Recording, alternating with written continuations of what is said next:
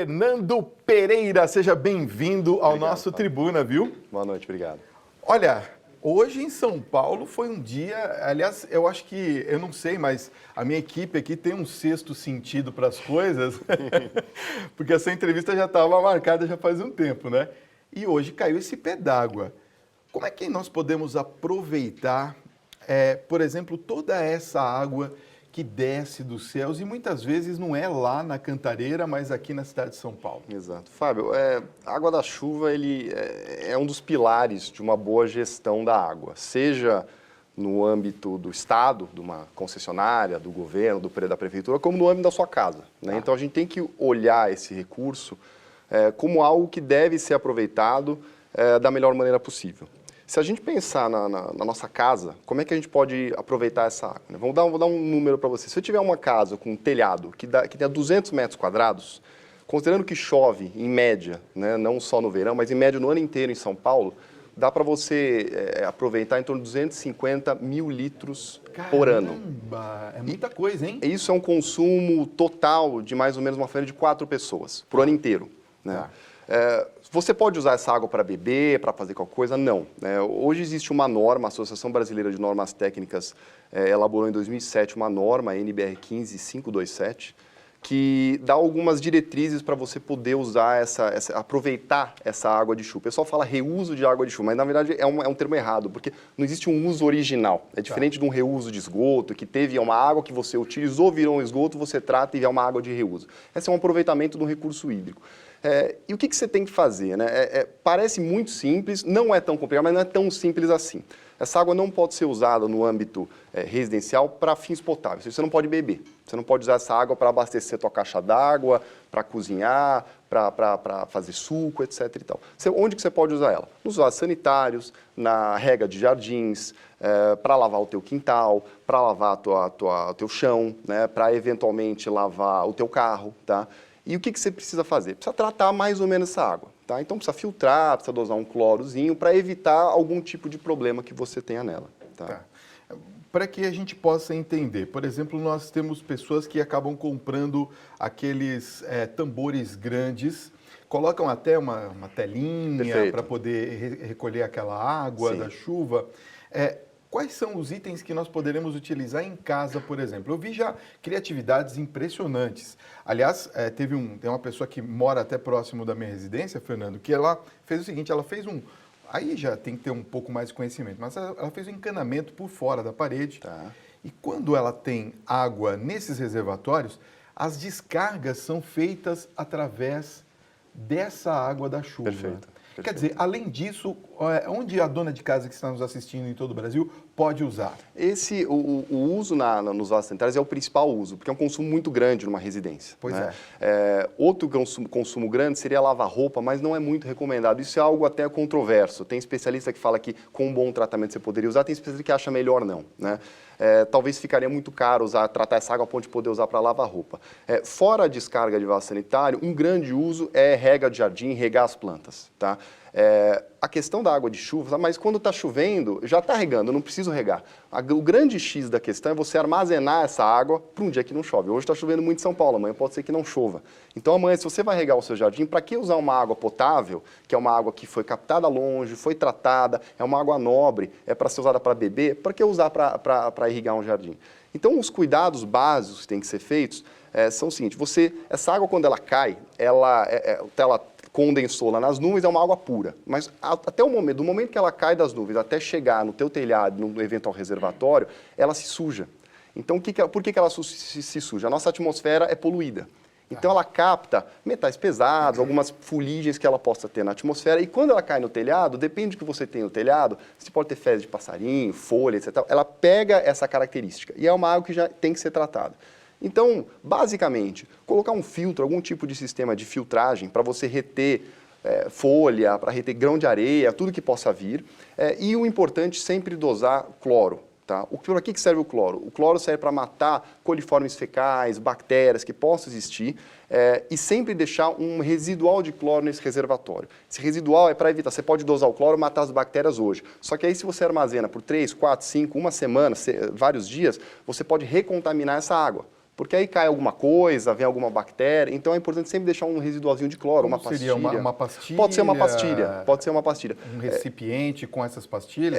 Você coloca, pode ser algo similar ao que é feito numa piscina, né? Você tem aqueles, até vem patinha, algumas que flutuam. Que ficam flutuando. Exato, isso é o básico, você colocar uma dosagem de cloro. Existem sistemas muito mais sofisticados, né, para volumes maiores, que você coloca uma bomba dosadora, você vai usar, você pega uma indústria, um shopping, quando vai usar um uso mais específico, aí tem que ser um tratamento mais sofisticado mesmo, mas também é uma empresa que tem muito mais recursos para fazer isso, né? No âmbito da residência, acho que isso basta. Olha, eu quero que você participe dessa conversa, vamos lá? 11 São Paulo, 950336870 é o nosso WhatsApp, já está aparecendo aqui no vídeo e você já sabe, né? Aqui no nosso WhatsApp, além de tudo, você pode fazer perguntas, mas pode participar também do nosso programa, durante o programa e claro, sugerir temas, aquela história toda que você já sabe. Vai escrevendo para a gente aqui, o WhatsApp está aqui na minha mesa, faça suas questões que nós vamos passar aqui ao nosso convidado, ao Fernando. Fernando, eu queria que você falasse um pouquinho também. Nós aprendemos aqui, você que está no Brasil todo, não sabe do que nós passamos aqui em São Paulo. É uma coisa impressionante. Recentemente, tivemos novamente a suspensão da água, ou a redução do fluxo de água, a pressão Exato. De água, então não chega até as torneiras. Primeira pergunta que eu queria te fazer a respeito dessa questão da pressão. Muitos especialistas dizem que quando se reduz a pressão da água, suja-se a água também que estão nos canos. É verdade isso? Isso pode ser verdade, não é uma regra, mas pode ser verdade. O que acontece?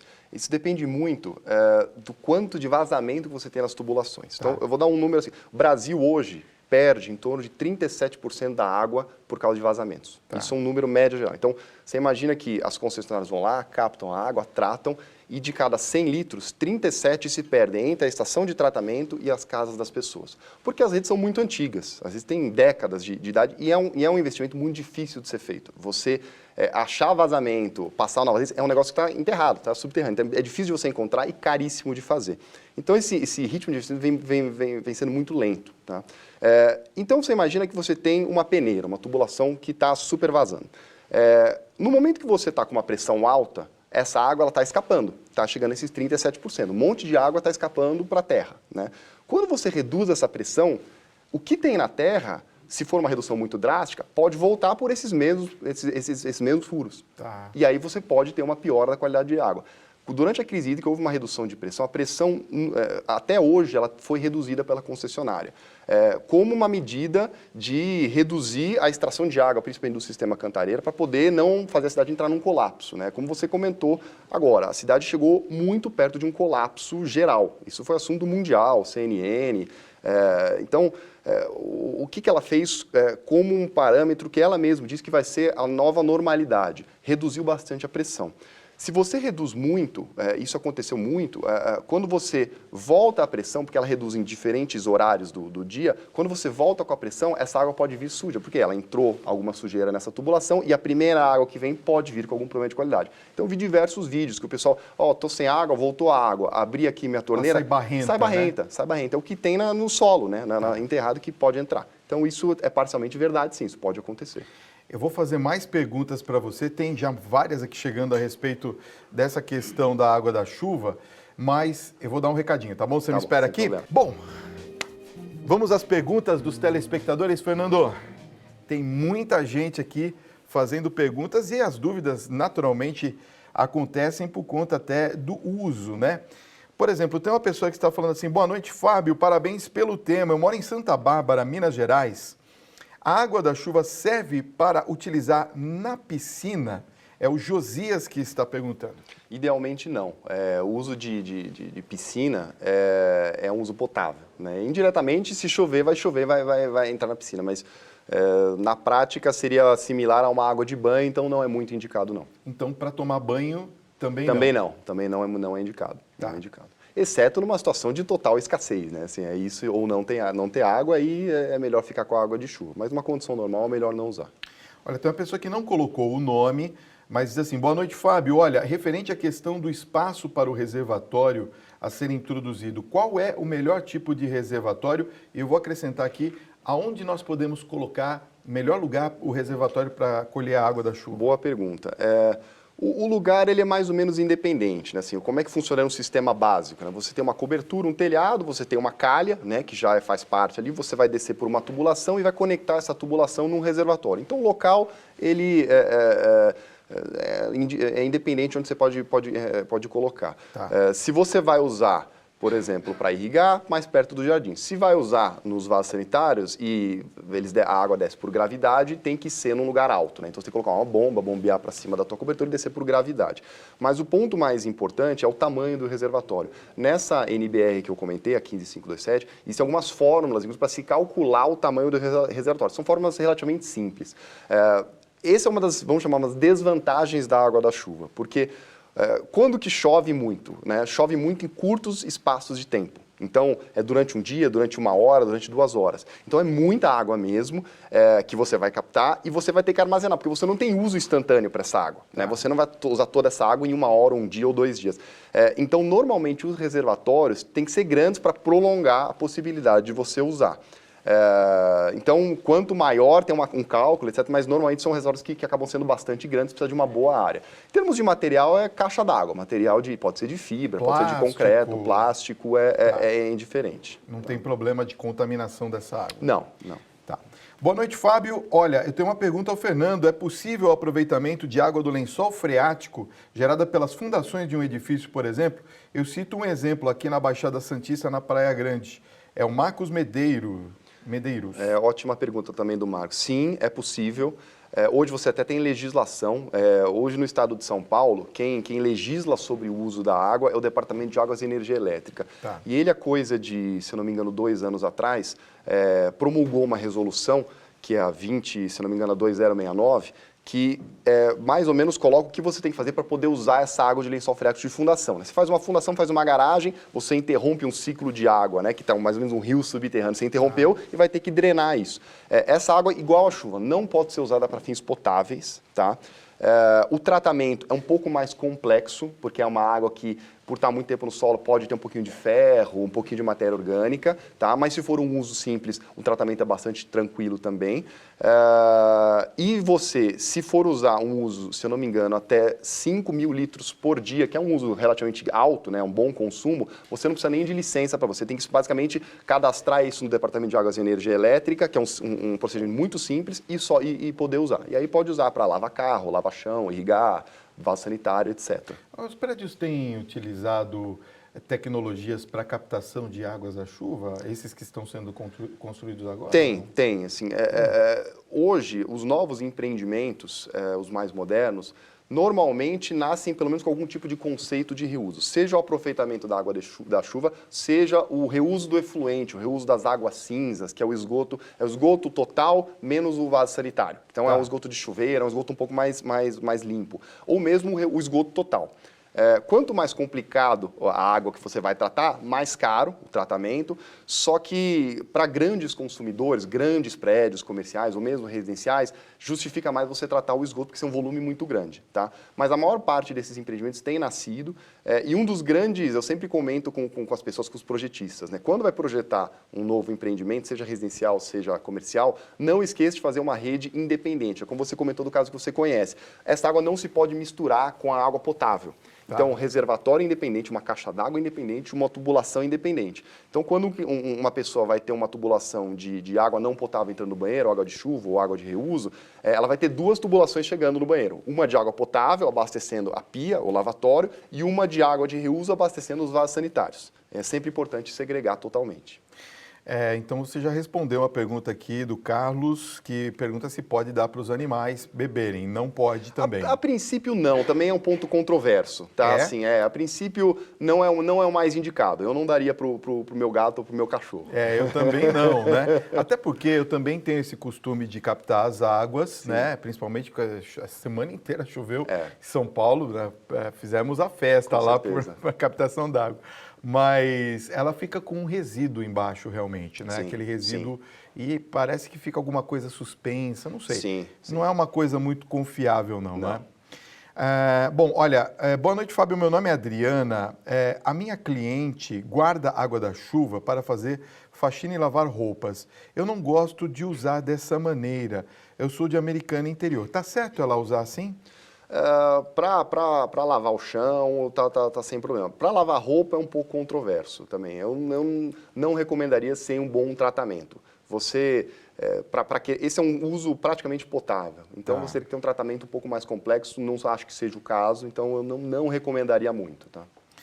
São coisas que as pessoas às vezes pensam, eu não tem problema, né? Por exemplo, dar para o animal beber, que nem a gente está falando.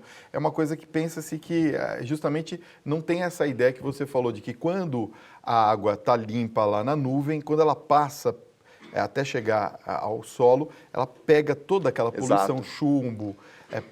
Você sabe que existe, isso não é nenhuma norma técnica, isso é quando você tem um uso um pouco mais restritivo, mais sofisticado, mas existe uma convenção que diz que você deve fazer o descarte da chamada primeira água, que é essa água que vem mais pesada. Tá. Então, eles chamam de first flush, né, primeira descarga. Tá. O cálculo é mais ou menos o seguinte: são 2 litros por metro quadrado. Então, vamos supor que você tem aquele mesmo telhado de 200 metros quadrados, os primeiros 400 litros você tem que jogar fora, porque é uma água muito ruim. À medida que ela vai lavando a atmosfera e vai lavando o teu telhado, ela fica uma água melhor, né? Então, para essas pessoas que usam, então, talvez fazer o seguinte: eu não vou captar essa primeira água, vou esperar passar um pouquinho e depois eu capto essa segunda água, que ela vem com certeza mais limpa. Agora tem uma pergunta bacana aqui, ó. Boa noite, Fábio. Olha, no caso de casas na zona rural, bem afastada dos grandes centros urbanos, há necessidade de tratamento de água captada da chuva? Parabéns pelo programa, é nesse Jacobina da Bahia, ó. Um beijo para vocês na Bahia, obrigado pelo carinho. Boa pergunta, hein? Boa pergunta. Eu diria que basta cloro nesse caso. Tá? O cloro é muito importante porque, por mais que a água seja muito limpa, cristalina, ela pode se contaminar mais para frente. O reservatório está mal fechado, cai alguma coisa, fezes de passarinho, fezes de animal, entra alguma coisa, mosquito. Então, sempre ter o cloro. Tá? O próprio governo federal fez um programa, ainda tem esse programa, mas ele teve o pico dele há alguns anos, que é o chamado Água para Todos, e tinha um programa que era de colocação de cisternas no sertão nordestino. E era para captação e armazenamento de chuva. E não tinha grandes tratamentos, basicamente dosagens de cloro. Então, daria para usar sim. Olha só, tem uma pergunta muito bacana do Cláudio de Salvador. Ele pergunta o seguinte: eu posso utilizar a água do banho para molhar plantas, por exemplo? Pode sim. Essa é uma água que não tem muito problema, vem com um pouquinho de gordura, um pouquinho de detergente, tá? Mas eu não vejo grandes problemas de usar essa água, não. Principalmente quem tem chuveiro a gás que demora para esquentar, aproveitar essa água, esses 2 minutos, coloca um balde embaixo, né? Isso eu faço na minha casa, inclusive. Eu coloco até o regador, eu coloco embaixo do chuveiro, ele enche e aí eu rego minhas plantas com essa água, porque é uma água que vai embora, uma água totalmente potável, né? Então, a essência do negócio é esse, aproveitar cada gota mesmo. Olha que engraçado, nós falamos para o Brasil inteiro, então assim, a gente encontra todos os tipos de pergunta e, mais uma vez, quero elogiar a nossa audiência, que tem uma inteligência impressionante. A pessoa não se identificou, mas faz uma pergunta muito interessante. Fernando, e o pessoal que lava a roupa na beira de rio? Então também não pode usar esse tipo de água? É um pouco... O rio mas interessante, é interessante, né? Assim, depende do rio, né? Assim, existem, inclusive, classes de rio. Tá. Tem classe especial 1, 2, 3, 4, né? 3 e 4 é um rio poluído, tá? Por exemplo, o nosso rio Tietê é um rio classe 4, é um rio morto, tá? Classe 1 é um rio muito limpo, é um rio que você pode usar para abastecer uma cidade sem grandes tratamentos. Então não tem problema nenhum lavar. Então o pessoal, principalmente no Nordeste, Rio São Francisco, lava, não vejo grandes problemas. São rios relativamente limpos, sem maiores problemas. Agora ninguém vai lavar roupa no Rio Pinheiros ou no Rio Tietê. Nem tem então, condições, né? Tem essa avaliação. Olha só, Fernando, boa noite, Fábio. Eu quero dar um dado a vocês dois. No Nordeste, nós usamos água da chuva para tudo. É a Francisca, do Rio Grande do Norte, que está falando. Ela diz que a água é armazenada em cisterna e eles usam para beber, lavar roupas e o restante. Perfeito. Não tem problema, isso, né? É como eu coloquei. Num cenário em que você não tem grandes alternativas ou nenhuma alternativa, é uma alternativa viável. Sem dúvida. Ainda mais se você está afastado de grandes centros urbanos. Tá? Então, aí você poderia usar isso até incentivado pelo próprio governo, porque muitas vezes a chuva é o principal ou único recurso que as pessoas têm para ter água. Fernando, obrigado pela sua presença, Obrigado, viu? E tomara que a gente consiga nos encontrar agora, dizendo assim, olha, a gente está até exportando agora a chuva, será? Quem sabe? Não sei, sabe, né? Vamos ver, não sei. Porque realmente aqui em São Paulo, graças a Deus, tem chovido bastante. Tomara que a gente não tenha aquela crise hídrica terrível de 2014, né? Com certeza. Obrigado pela sua presença, viu? Seja sempre bem-vindo.